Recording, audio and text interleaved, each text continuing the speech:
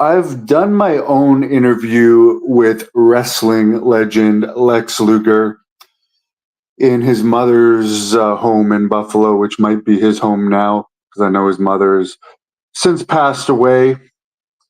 And I recently posted clips from his interview with Reflections on this channel that I had a little collaboration with. So I just wanted to talk a little bit about Lex Luger. The interesting thing that he pointed out in his Reflections interview that I never really thought about, a lot of people think that maybe the reason he's not in the WWE Hall of Fame yet is because he left WWE to go to WCW. Like pretty much he appeared in WWE in I think New Brunswick or the Maritimes in Canada one night, teaming with Davey Boy Smith, and the next night was on Nitro in Minneapolis. There was some mess up with his contract that JJ Dillon, who was head of talent relations at the time, said Lex kept assuring him that they would do a new contract, and supposedly he was close with Vince at the time, so they trusted him. And I guess the truth was he had gone behind their backs and made a deal with Eric Bischoff.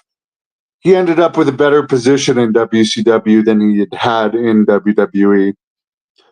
But anyways, I was always thinking maybe that was the reason why he's not in the Hall of Fame yet, since there's so many lesser deserving people in the WWE Hall of Fame. But he brought up a good point that it may have been due to the controversy of his arrest and the time that he served in jail related to, I believe it was possession of drugs and the whole controversy involving Elizabeth.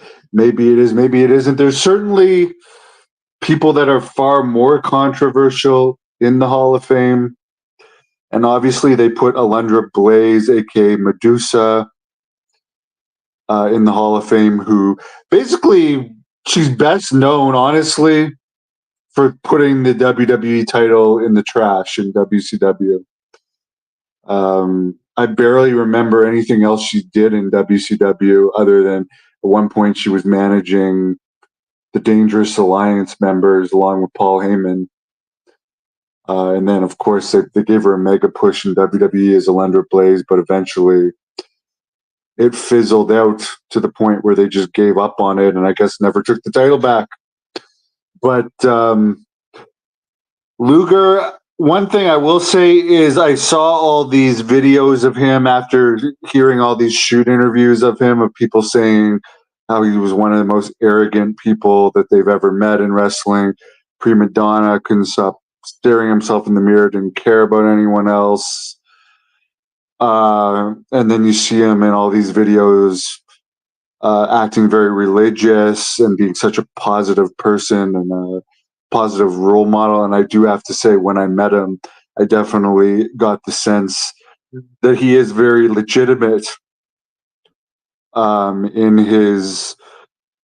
in what he's presenting right now to the public. I don't believe that's a work at all. I believe that's how he generally is, and he may have been I don't know if you'd call him a bad person, but a very self-centered person in his earlier life. I don't think he's that way anymore. The one thing I noticed from all these interviews, he did say in my interview he took growth hormone. I don't know if it's still like this. I'm not very familiar with human growth hormone, but you can see in all of his interviews the size of his forehead is very large. It's larger than a normal human's forehead. And he even makes a comment in his Reflections interview when he puts over Goldberg and says he couldn't have done what Goldberg did, and he doesn't have the head to be bald. And that even just makes you look at it closer and be like, oh my God, this guy has a massive forehead. And you always hear that human growth hormone makes the skull larger. That's one thing I got out of it. He's very honest about his performance enhancing PED use in all of his interviews. I will say that PEDs have come full circle. You at one point they were legal. Then in the early 90s, it made them illegal. Now they're legal again under a doctor's prescription as TRT, or if you go to a rejuvenation clinic, you can get them prescribed again. So they have come full circle. I'm not sure. I know Bill Watts said that at various points in time, there was supposedly testing in WCW. It was never as strict as WWE. I'm not sure. I know WWE's policy is always changing as well. I do know TRT is allowed, from what I understand now. AEW, there's definitely some massively jacked individuals, but it is entertainment. But overall, I would say Lex Luger, he seems like, I would say he's an honest person. A lot of people lie a lot in shoot interviews or will bend the truth to protect them or elaborate on stories.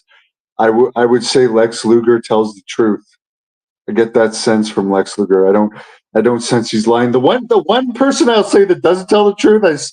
Recently saw some interview clips of Tatanka acting like his feud with Lex Luger was setting the world on fire.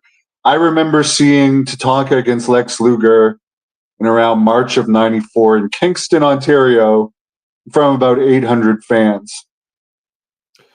And I heard Tatanka say, "Well, they never put the match on pay-per-view, even though it was killing it everywhere." If that match was really killing it and that angle was really killing it, it would have been on pay-per-view. WWE is a business, but yeah, and I'm sure Lex Luger. I don't really recall if I asked him about the Tatanka feud or not, which I thought was a rather lame feud. I do feel bad for Lex. He never got that world title run. He still sounds positive about it, but that WWE world title run at SummerSlam, it was 90. I think it was March '95 when I saw Tatanka against Luger, because it was SummerSlam '94 was when Luger was supposed to win the world title, or everyone thought he would, and he had a count out, and they dropped balloons for the count out. And I remember even as a little kid thinking, why are they dropping balloons for a count out victory? This is a lame finish. And I always wonder if they had given Lex a proper finish there, and let him have a good run with the title, could he have got over better? We'll never know, but he did end up having a pretty good career in WCW. Very unfortunate, everything that happened with Elizabeth. Sad ending. Yeah, and I'm glad that he tries to be a positive role model right now. And I'll always remember the day I had with him. Very nice guy. I wish I could get another interview with him at some point in time. There's a lot more I'd like to ask him. And I wish him the best in his health. 1993. Oh, SummerSlam. Okay, so it was March of '94 when I saw him against Tatanka, because it was SummerSlam '93 with Yokozuna, and I think Tatanka joined the $1 Million Corporation around then too. It's a long time ago, but I do remember I used to go from about '89 to '90 or to 2001. I went to pretty much all the house shows within driving distance that I could convince my family to go to. And I remember there was some in Hull, Quebec that had around 900 fans, but that one in Kingston with the main event of Luger and Tatanka was really low crowd. That was like a C show. It also had the Smoking Guns against Heavenly Bodies and Quang against Ray Apollo. One of the Doinks, and Bob Backlund wrestled somebody. Do I remember when he beat Hogan on Nitro? Yeah, he always did. Oh, the other thing I'll say about Tatanka is the excuse he used why they never gave Lex Luger a pay-per-view match against Tatanka is, oh, he went to WCW shortly after that, and they knew he was going to WCW. No, he was in a tag team with Davey Boy Smith afterwards. And he didn't go to WCW until a while later, and he shocked them by going to WCW. He was working for WWE the night before. I agree. He should be in the WWE Hall of Fame. Okay, Brian, March 95. Someone look it up. Kingston Memorial Center, March 95 was the March break. Either way, that was the headlining match. So thank you guys for correcting me. I really do appreciate it.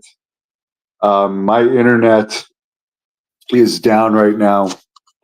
That's why I've been doing streams on my cell phone.